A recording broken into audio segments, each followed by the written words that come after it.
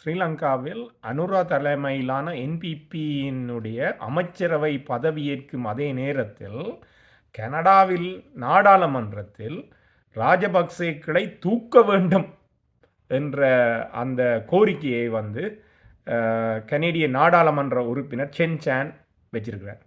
By Canada against Sri Lanka at the International Court of Justice to investigate Tamil genocide. அன்பு தமிழ் உறவுகளுக்கு வணக்கம். வாழ்தலின் இது கடந்த 2-3 நாட்களும் என்ன காண கிடைக்கல, நீங்கள் தேடி இருப்பீங்கள். என்னென்னு சொன்னால் முக்கியமான நாட்களாக இருந்த என்னென்னு சொன்னால் கனடாவினுடைய நாடாளுமன்ற உறுப்பினர் சென் சான் அழைக்கப்படுபவர் ஒரு பெட்டிஷன் உண்டு கேட்டிருந்தவர் என்ன மாதிரின்னு சொல்லி சொன்னால், தமிழின படுகொலை ஆளிகளை அனைத்துலக குற்றவியல் நீதிமன்றத்தில் நிறுத்த வேண்டும் என அவருடைய ஒரு கோரிக்கை மனு ஒன்றுக்கு நிறைய தமிழர்கள் கையெழுத்திட்டு இருந்தார்கள். அதனை அவர் நாடாளுமன்றத்தில் சமர்ப்பிச்சார். எப்போ சமர்ப்பிச்சார் அதைத்தான் நாங்கள் முக்கியமாக பார்க்க வேண்டும். அங்கே அனுரா தலைமையிலான அரசு இருக்கிறது. அவர்களுடைய என்பிபி நேஷனல் பீப்புள் பவர்ஸ், அதாவது தேசிய மக்கள் சக்தி என்று சொல்கிறாங்க. தேசிய மக்கள் ஆற்றல் கட்சி என்று தான் அதுக்கு உண்மையாக தமிழில் சொல்லணும். அந்த கட்சியினுடைய அமைச்சரவை பதவியேற்ற போது கனேடிய நாடாளுமன்றத்தில் ஒரு முக்கியமான விஷயம் நடக்குது.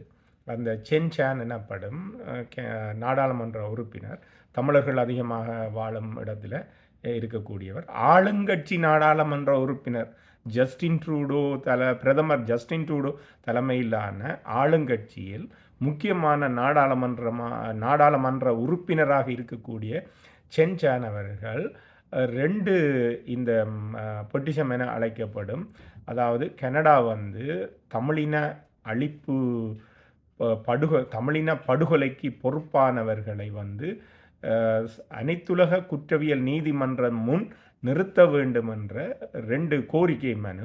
ஒன்று நாடு கடந்த தமிழீழ அரசாங்கம் கொடுத்திருந்தது, மற்றது இன்னொரு அமைப்பு கொடுத்திருந்தது. 2 கோரிக்கையும் அவர் அங்கே நாடாளுமன்றத்தில்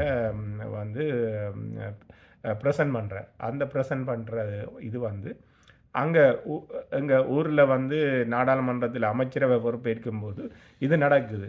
அப்போ இது பல விஷயங்களை காட்டுது. இப்போ என்ன நடக்கும்னு சொல்லி சொன்னால், உண்மையில் கனடா அமெரிக்காவினுடைய அமெரிக்கா என்ன சொல்ல விரும்புதோ அதை செய்யக்கூடிய ஒரு நாடு தான் கனடா.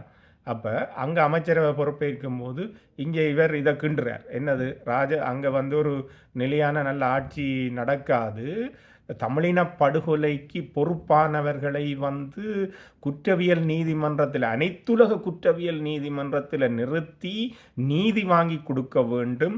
அப்படி ஒரு செயல் நடந்தால்தான் மீண்டும் அங்கு ஒரு இனப்படுகொலை நடக்காது என்பதற்கான ஒரு உறுதிப்பாட்டை அந்த மக்களுக்கு நாங்கள் வழங்கக்கூடியதாக இருக்கிறோம்னு சொல்லி கனடா தொடர்ந்தும் சொல்லி வருகிறது. என்னென்னு சொன்னால், இலங்கைக்கு வெளியே தமிழ் மக்கள், ஈழத்தமிழ் மக்கள் வாழும் அதிகமான நாடு கனடா. அந்த வகையில் ஈழத்தில் இருக்கக்கூடிய, இலங்கையில் இருக்கக்கூடிய இனப்பிரச்சனையை தீர்த்து வைக்கிறதுக்கு ஒரு தார்மீக பொறுப்பு கனடாவுக்கு இருக்குதுன்னு சொல்லி கனேடிய நாடாளுமன்ற உறுப்பினர்கள், அமைச்சர்கள் எல்லாம் சொல்லி வருகின்றனர். அதன் ஒரு வெளிப்பாடாகத்தான் இது இருக்கு. On behalf of Tamil Elams from across Canada, with the support of the transnational government of Tamil Elam, the petitioners call upon the House of Commons to take legal action before the International Court of Justice against Sri Lanka under the Convention on the Prevention and Punishment of the Crime of Genocide. They note the atrocity crimes, including war crimes, crimes against humanity, and genocide committed against the Elam Tamil people, citing reports by the United Nations Secretary General's panel of experts on accountability and internal review panel on United Nations action in Sri Lanka. The petitioners are deeply committed to a world that is free of genocide, and they believe that accountability is essential in preventing genocide and ensuring never again. behalf of Ilan Tamils from coast to coast to coast.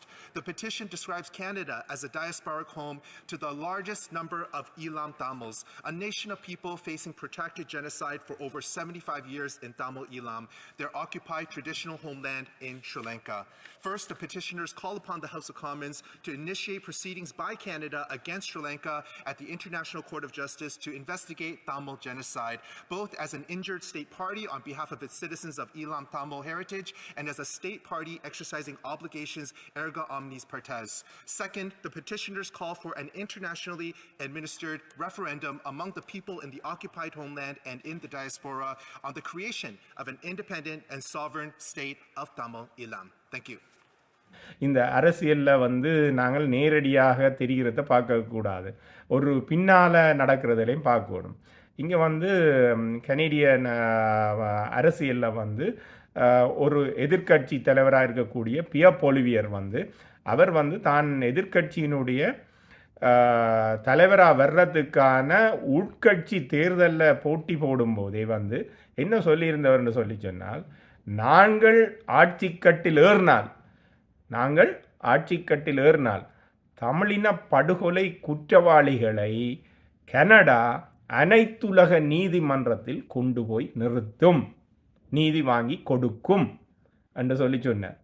Finally, we're going to stand up for Tamils around the world by seeking to prosecute the Rajapaksas, to sanction all of the members of the regime in Colombo.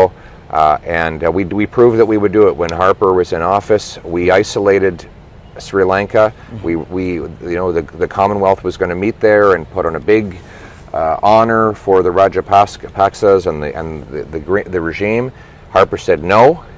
He boycotted and he convinced the rest of the countries to follow suit. That's the kind of strong leadership you can expect from us.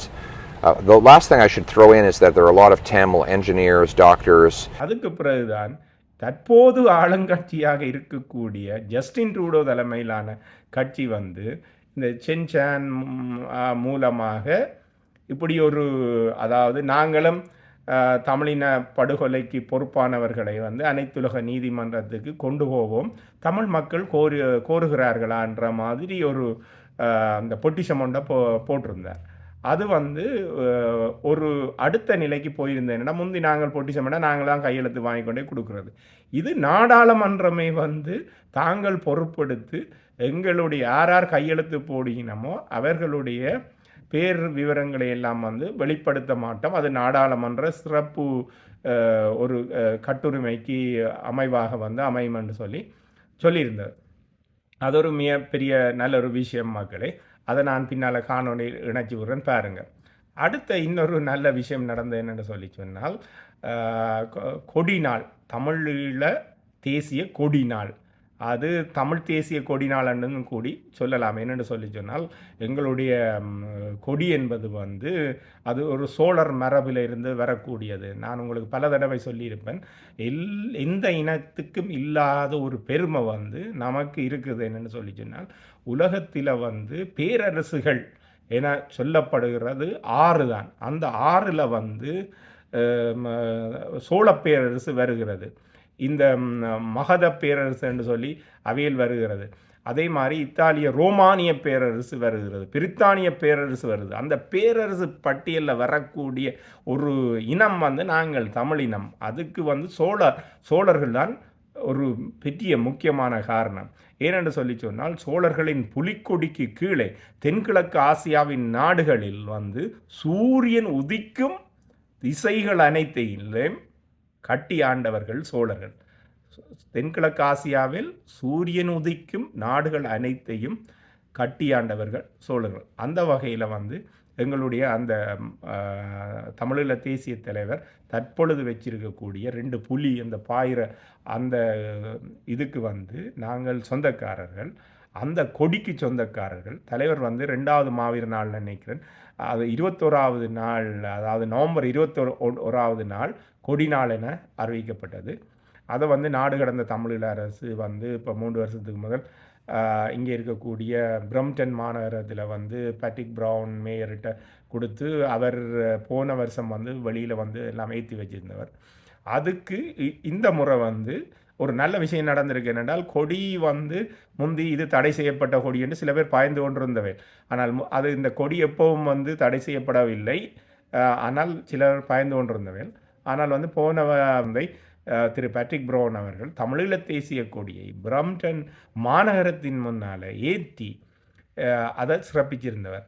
இந்த முறை வந்து நீங்கள் பார்த்தீங்கன்னு சொன்னால் அதுக்கு ஒரு படி மேலே போய் பிரம்டன் மாநகர முதல்வர் பேட்ரிக் ப்ரவுன் வந்து அங்கே பிரம்டன் மாநகரத்தில் நடந்து கொண்டிருக்கக்கூடிய தமிழின படுகொலை நினைவாலயத்துக்கு முன்னால் நின்று இன்றைக்குத்தான் இந்த தமிழ் ஈழ மக்களினுடைய கொடியாகிய இந்த தமிழீழ தேசிய கொடி நாள் என்று சொல்லியும் அதை உரையாற்றி இதை வந்து தமிழ் மக்களினுடைய ரெசிலியன்ஸ் ஆக பார்க்கணும்னு சொல்கிறேன். அப்போ நான் இந்த மகனிட்ட கேட்டேன், டே ரெசிலியன்ஸ் என்ற என்னென்றால் அப்போ அது தைரியம்னு சொல்லுங்கண்ட. அப்போ பார்த்தீங்கன்னு சொன்னால் நாங்கள் எங்களுடைய 2வது தலைமுறையிட்டே தமிழை கற்க வேண்டிய சூழல் இருக்குது. அப்போ நாங்கள் தமிழ் தேசியத்தை வந்து புலம்பெயர்ந்த நாடுகளில் வந்து அடையாளமாக பயன்படுத்தப்பட வேண்டிய ஒரு தேவையும் ஒரு தமிழ் கல்வியையும் வந்து கொடுத்திருக்கக்கூடிய ஒரு இனமாகவும் வந்து அதை செய்திருக்கிறோம். அதுக்கு தமிழீழ விடுதலை புலிகளுக்கு தான் நன்றி சொல்லணும் என்றால் விடுதலை புலிகளின் தலைவர் மாண்புமிகு மேதகு வேலுப்பிள்ளை பிரபாகரன் அவர்கள் தான் வந்து புலம்பெயர் வாழ் மக்களினுடைய தமிழ் கல்விக்காக ஜெர்மனியில் வந்து எல்லா தமிழறிஞர்களையும் கூடி ஒரு அருமையான ஒரு கல்வி திட்டத்தை வந்து செய்துட்டு போயிருக்கணும். அதுக்காக நாங்கள் ஒரு காலம் விடுதலை புலிகள் மறக்கலாம். அப்போ இந்த விஷயத்துக்கு வருவோம், கொடி நாளுக்கு. அப்போ இந்த கொடி நாள் வந்து மேஜர் பேட்ரிக் ப்ரவுன் இப்படியெல்லாம் செய்த பிறகு என்டிபியினுடைய அதாவது கனடாவினுடைய 3வது தேசிய கட்சியாக இருக்கக்கூடிய என்டிபி புதிய ஜனநாயக கட்சி நியூ டெமோக்ராட்டிக் பார்ட்டி அவனுடைய தலைவர் வந்து ஜக்மித் சிங் ஒரு அவர் கிட்டத்தட்ட ஒரு இது கொடுத்துக்கிறார். இந்த கொடி வந்து என்னுடைய பெருமையும் வந்து தமிழ் மக்கள் வந்து தைரியமாக மீண்டெழுந்து கொண்டிருக்கிற அந்த செய்திக்கு வாழ்த்து தெரிவிச்சிருக்கிறார். அதே நேரம் வந்து அவர்களுடைய மாநில என்டிபி என்னுடைய தலைவியும் வந்து வாழ்த்து செய்தி அனுப்பியிருக்கிறார். அப்போ இது பார்த்தீங்கன்னு சொல்லி சொன்னால் கனேடிய தேசிய நீரோட்டத்தில் வந்து தமிழீழ தேசிய கொடியை வந்து ஒரு பெரிய ஒரு அங்கீகாரம் கிடைச்சி கொண்டு வர்றதை பார்க்குற மக்களே. Vanakkam. My name is Jagmeet Singh, leader of Canada's New Democratic Party. And on behalf of all New Democrats, I want to wish you a very happy Tamil Eelam National Flag Raising Day. This is a testament to how far your community has come. Overcoming such adversity, it has shown your resilience. For a community that has undergone so much oppression, violence, and yes, even a genocide, to be able to raise the Tamil Eelam flag means so much. I think about all the people who sacrificed to get to this moment. A flag that at one point was something that you could not raise, that you could not fly, that was not honored or respected, is now being celebrated in this manner. It is truly an important achievement. And on behalf of all New Democrats, I want to congratulate you on achieving this day and wish you a very important celebration today. Vanakkam. Today on Tamil Eelam National Flag Day, we honor the history and culture of the Tamil community here in Ontario and across the world. This day is also a solemn reminder of the Tamil genocide and the decades of violence endured by the Tamil people, including the Mulli Vaikal massacre.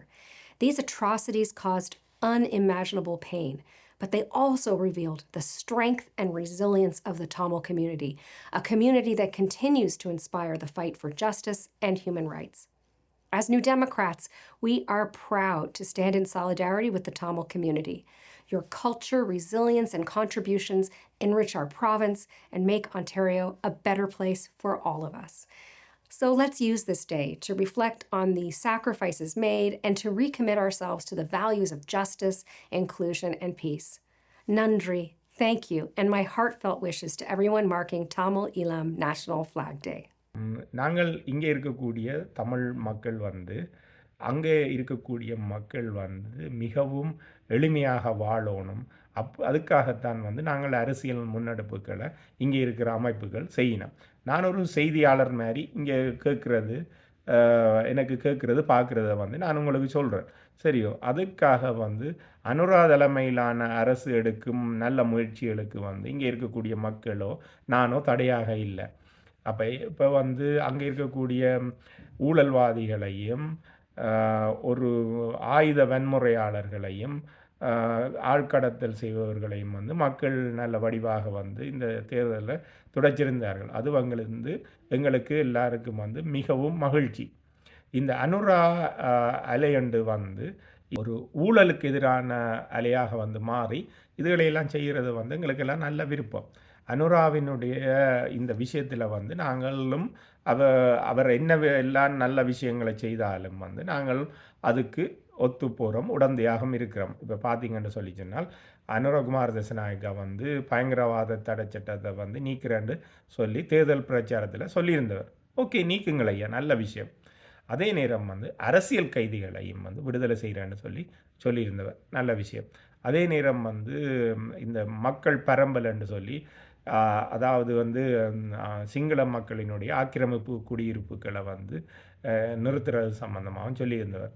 மற்றது தமிழர்களுடைய காணிகளில் இருக்கக்கூடிய இராணுவ முகாம்களை வீதிகளை அடைச்சிருக்கக்கூடிய உயர் பாதுகாப்பு வலயம் எனப்படும் அதுகளையெல்லாம் அகற்றுன்னு சொல்லியிருந்தவர். அது நல்ல விஷயம். அதுகளையெல்லாம் அவர் செய்யட்டும். நாங்களும் வந்து அவரோட தான் அந்த விஷயங்களுக்கு துணை நிற்கிறோம். மற்றது புலம்பெயர்ந்த நாட்டில் வாழ்கிற மக்கள் வந்து உங்களுக்கு அதாவது ஊரில் இருக்கிற மக்களுக்கு துணையாகத்தான் இருக்கிறோமே தவிர நாங்கள் வந்து ஒரு இடைஞ்சலாக இருக்கக்கூடிய ஒரு வாய்ப்பும் இல்லை.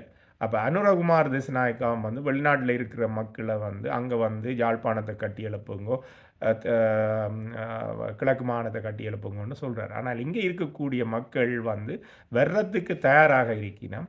ஆனால் இந்த சிக்கல்களை எல்லாம் வந்து தீர்த்தார்ன்னு சொல்லிச்சுன்னா பயங்கரவாத தடை சட்டத்தை இல்லாமல் அவர் சொன்ன மாதிரி இல்லாமல் ஆக்கினார்ன்னு சொல்லி சொன்னால் அரசியல் கைதிகளை விடுதலை செய்கிறேன்னு சொல்லி சொன்னார். அதெல்லாம் மற்ற இந்த இராணுவ முகாம்கள் எல்லாம் வந்து உயர் பாதுகாப்பு வலயம் என்று சொல்லி இருக்குது. இப்படியான விஷயங்களை எல்லாம் இதை நிச்சயம் என்று சொல்லி சொன்னால் உண்மையில் அனுரா குமார் திசாநாயக்காவுக்கு வந்து வடக்கு கிழக்கில் இருந்து வந்து ஒரு பெரிய தங்கச் சுரங்கம் கொட்டும்.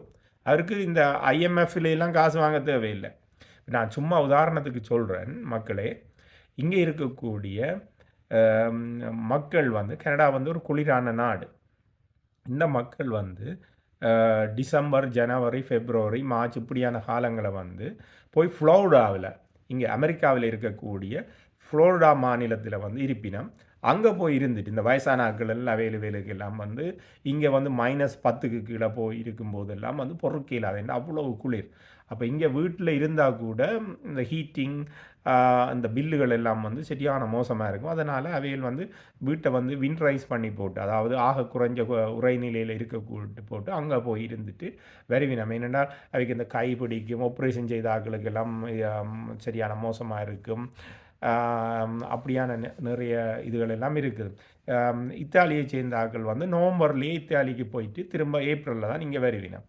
அப்போ தமிழாக்கள் வந்து 83ஆம் ஆண்டில் இருந்து இங்கே வர தொடங்கினவைகள். அப்போ நிறைய தமிழாக்கள் வந்து இப்படியான சிச்சுவேஷனில் இருக்கணும். அவைகள் வந்து கரீபியன் நாடுகளுக்கு இங்கே இருக்கக்கூடிய கரீபியன் நாடுகளுக்கு போகிறது, மெக்சிகோ, ஜமைக்கா, கியூபா, சென்ட்ரல் அமெரிக்காவில் இருக்கிற நாடுகளுக்கெல்லாம் போயினோம்.